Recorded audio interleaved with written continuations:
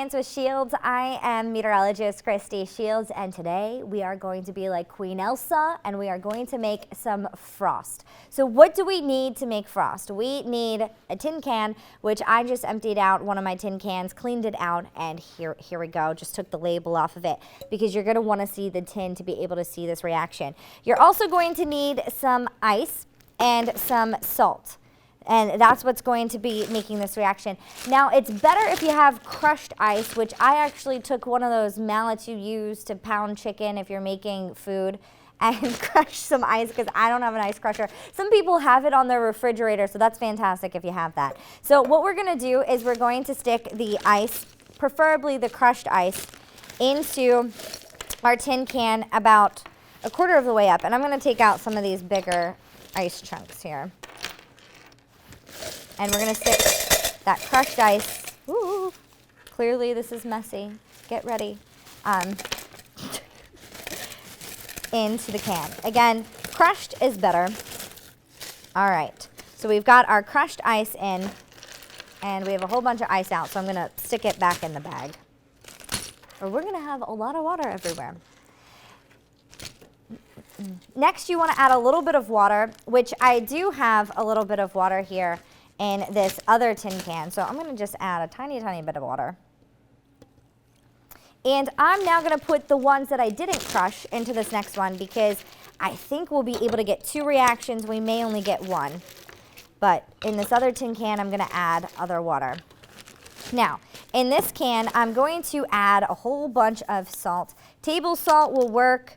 Even rock salt will work. And we're going to just add a whole bunch of salt, a couple tablespoons of salt, into the can. So we're going to keep adding. And be careful not to touch the side of the can. And then if you want, you can shake that around and get that salt with the ice.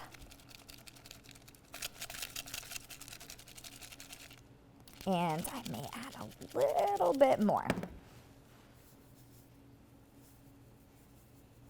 And you may have to wait a minute for this reaction to happen. So while we do, let's take a look at what we're doing here.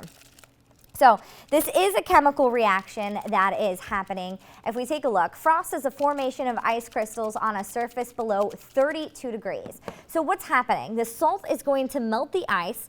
And this is what's crazy about science. This is something I absolutely love. You would think that because the salt is melting the ice, it would warm the environment around it. But actually, with that chemical reaction, that salt melting that ice is taking up so much energy that it's actually cooling the air around it. And that's how we get frost to form. Now, dew forms just like frost. It forms on a surface, but it's above 32 degrees Fahrenheit. So that's a little bit of a difference between frost and dew, form the same way. And what we look at in weather to decide where can we get this frost or dew to form, we look at what's called the dew point. And that is the temperature that the air reaches saturation when you go from a water to a liquid or to a vapor. So that's what's happening here. So you can kind of see on our can, look, there's even some ice that is stuck to the can because now the can, even though the ice is melting, we've got the cans outside at 32 degrees, and you can kind of see, I'm going to put a smiley, you can see how this is like almost frost-like. I have to kind of scrape it, just like you have to scrape your windshield in the morning to get to see that it is. So we've got frost there. Now in this other can, it's also cool to the touch, but we don't have anything forming on the outside, right? It's because the can hasn't reached the temperature or below 32 degrees Fahrenheit. So again, I can do everything. It's cool to touch, you can feel it, but it hasn't created that reaction like the salt did, where you're actually getting some frost on the can.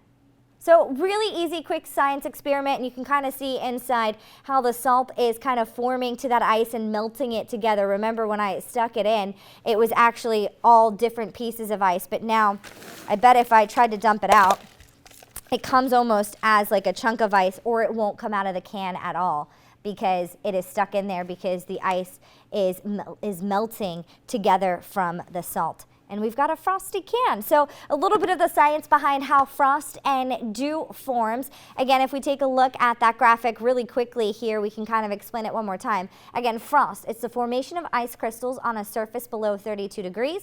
That salt melts the ice. It's using a lot of energy, and as it uses energy, it's cooling the environment around it, and that's why the tin can is now cooler, and it is forming those frost ice crystals on the can. And dew forms just like frost, except dew is forming on a surface above 32 degrees, so that's when you get those little water droplets in the morning. So thank you guys for watching. Again, a really fun, easy science experiment to do at home.